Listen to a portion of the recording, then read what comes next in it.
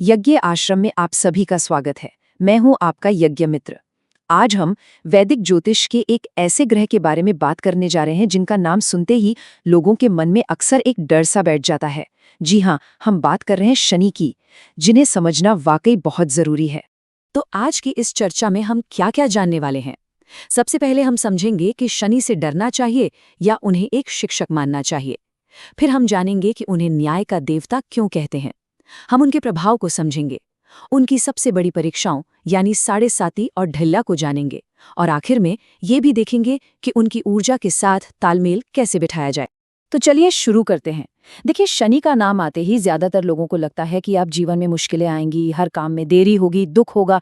पर क्या शनि का मतलब सिर्फ यही है या कहानी कुछ और है? यही वो सवाल है जो सबसे अहम है। शनि को कर्म फल दाता कहते हैं। कर्म सजा दाता नहीं, मतलब उनका काम सजा देना है ही नहीं। उनका काम तो बस इतना है कि हमने जो भी कर्म किए हैं, चाहे अच्छे हों या बुरे, उनका फल हम तक पहुंचा दें, बिल्कुल एक ईमानदार जज की तरह। तो फिर शनि असल में है कौन?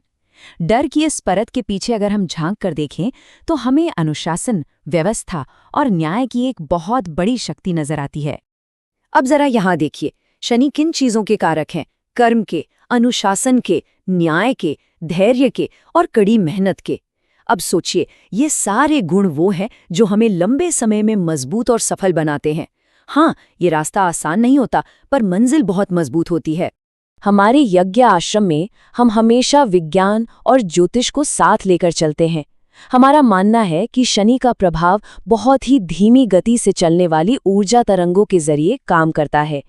ये इतनी सूक्ष्म होती हैं कि हमें पता भी नहीं चलता, पर ये हमारे मन और शरीर पर बहुत गहरा असर डालती हैं। और यही बात हमारे आचार्य पंडित धीरेन्द्र त्रिपाठी जी कहते हैं कि यज्ञ क्या है? ये विज्ञान और ज्योतिष का एक संगम है। इसका मकसद ग्रहों से डरना नहीं, बल्कि उनकी ऊर्जा को समझकर उसके साथ तालमेल बिठाना है। ये जुड़ाव और भी मजबूत हो जाता है जब हम देखते हैं कि शनि का संबंध किन तत्वों से है। लोहा, सीसा, कोयला, कार्बन, तेल, ये सब क्या है? ये सब धरती के बुनियादी तत्व हैं, बहुत मजबूत, और इन्हें बनने में लाखों साल लगते हैं। बिल्कुल शनि के प्रभाव की तरह, धीमा पर मजबूत और स्थायी। चलिए अब थोड़ा और गहराई में चलते हैं। शनि का असर हर किसी पर एक जैसा नहीं होता। आपकी जन्म कुंडली में वो कहाँ है और किस हाल में बैठे हैं, इससे उनके फल में जमीन आसमान का फर्क आ जाता है। सबसे पहले बात करते हैं शत्रु राशि की। अब ये क्या होता है? देखिए, ज्योतिष में कुछ ग्रहों की आपस में मित्रता होती है तो कुछ की शत्रुता।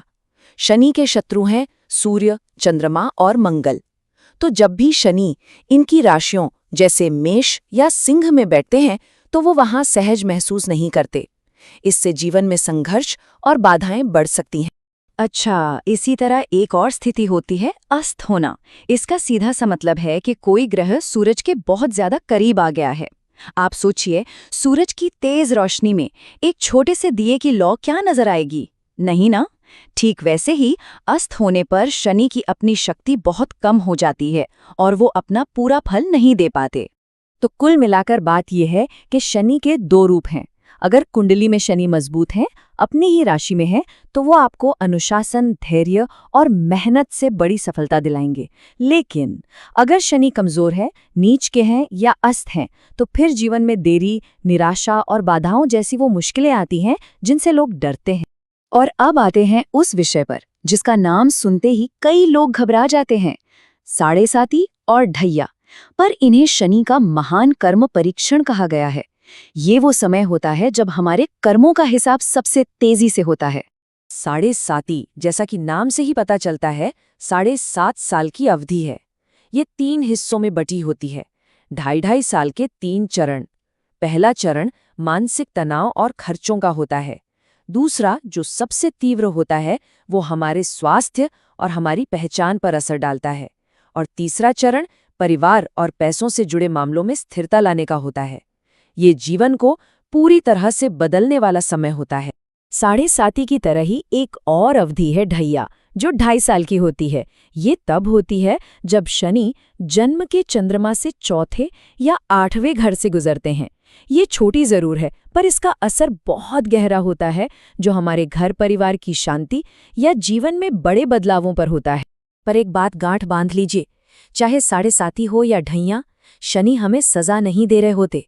ये तो एक तरह की आध्यात्मिक भट्टी है जो हमारे बुरे कर्मों के मैल को जलाकर हमारी आत्मा को और ज्यादा शुद्ध और परिपक्व बनाती है। तो सवाल ये है कि अगर ये मुश्किलें आएं तो करे क्या, इनसे कैसे निपटे? अच्छी बात यह है कि हमारी यज्ञ आश्रम परंपरा में इस ब्रह्मांडीय शिक्षक के साथ काम करने के, न कि उसके खिलाफ जाने के, बहुत ही सीधे और सरल उपाय बताए गए हैं। देखिए, ये उपाय असल में शनि के गुणों को अपनी जीवन में उतारने का तरीका है। जैसे हनुमान जी की पूजा करना, क्योंकि वो डिसिप्लिन्ड डिवोशन के प्रतीक हैं। शनि के मंत्र का जाप करना, शनिवार को जरूरतमंदों को काली चीजें दान करना, और सबसे जरूरी, जो मेहनत करने वाले लोग हैं, जो बुजुर्ग हैं, उनका दिल से सम्मान करना। जब हम ये सब करते हैं तो हम शनि को दिखाते हैं कि हम उनके सबक सीखने के लिए तैयार हैं। तो अंत में हम यही कहेंगे, शनि एक महान शिक्षक हैं।